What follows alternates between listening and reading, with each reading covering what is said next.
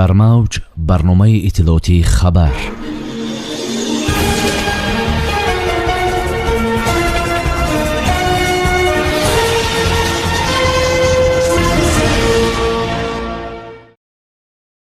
ҷарроҳии пои Алиев чӣ гуна гузашт?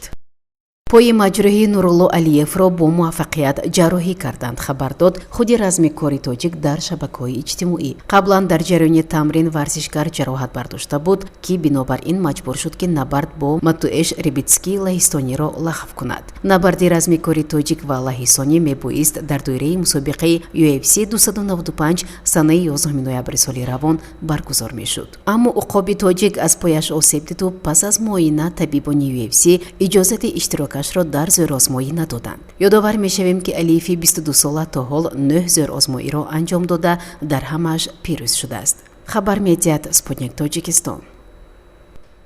дар мавҷ барномаи иттилоотии хабар.